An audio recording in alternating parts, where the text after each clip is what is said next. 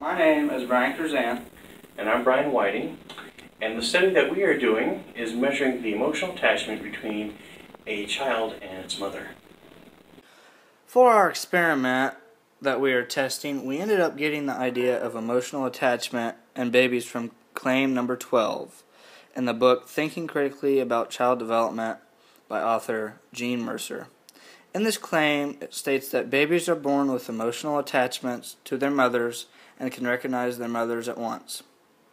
To inform you a little bit about attachment, I will simply first give you the definition of it.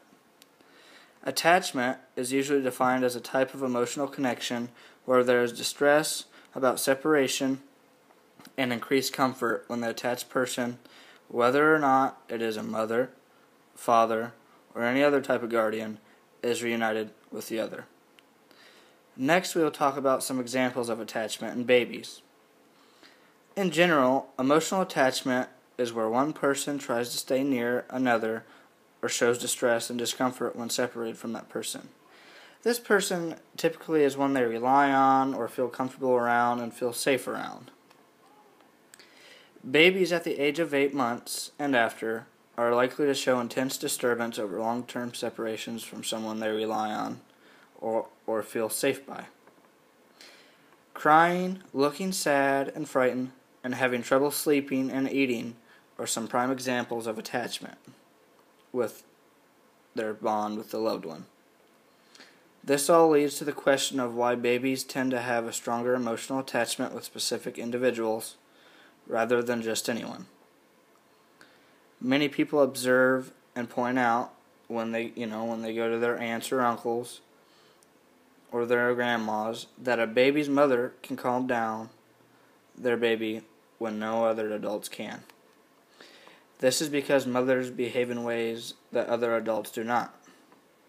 Mothers generally are more concerned and are highly motivated to comfort her baby and will persist in actions such as rocking, humming, and patting when others quickly give up.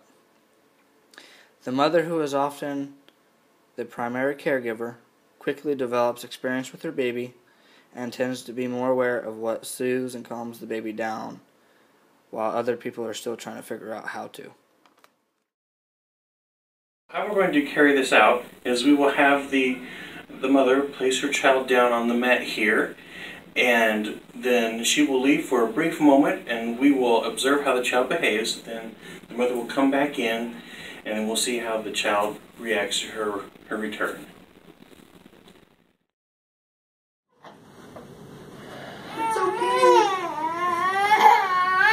It's okay. It's okay. It's alright. Okay, now come on in.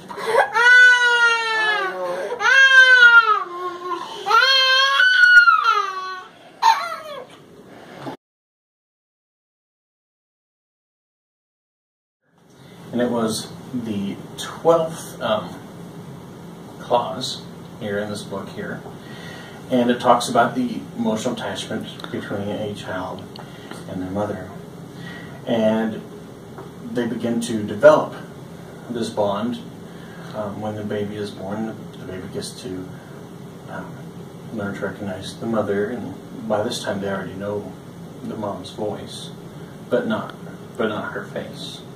But they get to learn that, and so the purpose of this experiment was to see how a child deals with being separated from their mother.